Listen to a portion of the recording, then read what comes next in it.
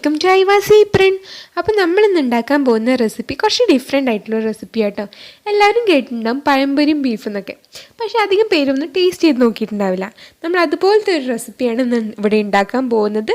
പക്ഷേ പഴംപൊരി ബീഫല്ല, banana beef റോളാണ് നമ്മളിവിടെ ഉണ്ടാക്കാൻ പോകുന്നത്. നമ്മൾ പഴം വാട്ടിയിട്ടാട്ടോ ഉണ്ടാക്കുന്നത്. അപ്പോൾ അതിന് വേണ്ട ഇൻഗ്രീഡിയൻസ് എന്തൊക്കെയാണെന്ന് നമുക്ക് നോക്കാം. അപ്പോൾ നമുക്ക് ഫസ്റ്റ് വേണ്ടത് ബീഫാണ്.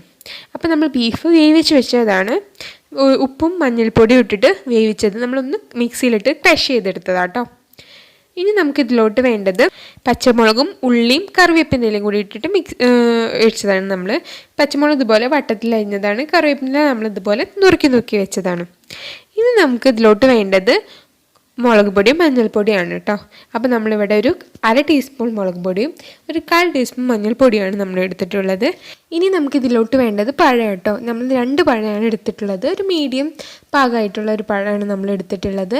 ഇനി നമുക്ക് ഫില്ലിങ്സ് റെഡിയാക്കി എടുക്കാം. അതിൽ നമ്മളെ ഉള്ളിയും പച്ചമുളകും കറിവേപ്പിനും കൂടി ഒരു പാനിലോട്ട് ഇട്ട് കൊടുക്കാം. പിന്നെ നമ്മൾ ക്രഷ് ചെയ്ത് വെച്ചിട്ടുള്ള ബീഫും കൂടി ഇട്ട് കൊടുക്കാം കേട്ടോ. പിന്നെ നമ്മുടെ മുളക് പൊടി, മഞ്ഞൾപ്പൊടി, ഉപ്പ്, ആവശ്യത്തിനുള്ള ഉപ്പും കൂടി ഇട്ട് കൊടുത്ത് പിന്നെ അതിലോട്ട് കുറച്ച് വെളിച്ചെണ്ണയോ സൺഫ്ലവർ ഓയിലോ എന്താണെങ്കിലും നിങ്ങൾക്ക് ഇഷ്ടമുള്ളത് ഒഴിച്ചു കൊടുക്കാം. എന്നിട്ട് നമുക്കിതിനൊന്ന് വഴറ്റിയെടുക്കണം. നമ്മുടെ സമൂസയുടെ ഫില്ലിങ്സ് പോലെ തന്നെ കേട്ടോ ഇതിൻ്റെ ഫില്ലിങ്സ് നമ്മൾ ഉണ്ടാക്കിയെടുക്കുന്നത്. അപ്പോൾ അതേ ഒരു പാകത്തിൽ തന്നെ നമുക്ക് ഫില്ലിങ്സ് ഉണ്ടാക്കിയെടുക്കാം കേട്ടോ.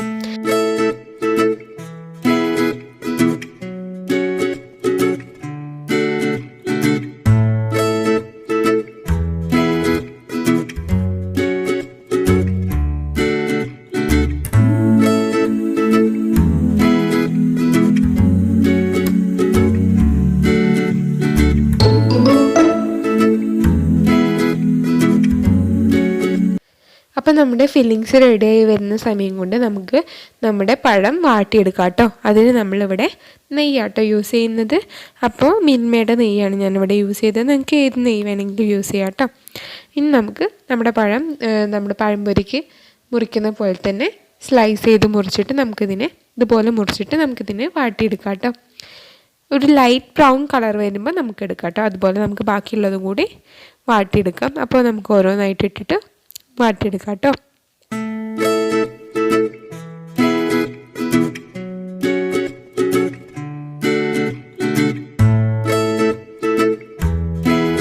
അപ്പം നമ്മുടെ ഫില്ലിങ്സ് ഓൾമോസ്റ്റ് റെഡിയായി വന്നിട്ടുണ്ട്. അപ്പോൾ നമ്മൾ കണ്ടിന്യൂസ് ആയിട്ടൊന്ന് ഇളക്കി കൊടുക്കണ്ട കേട്ടോ.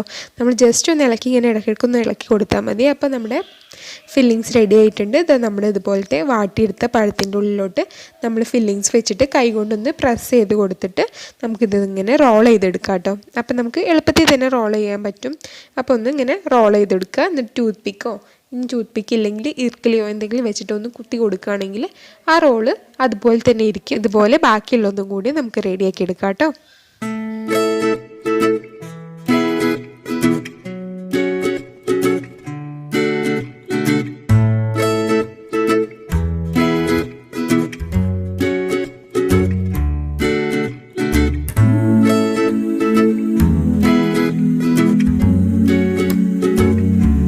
അപ്പോൾ നമ്മുടെ ബനാന ബീഫ് റോൾ ഇവിടെ റെഡി ആയിട്ടുണ്ട്.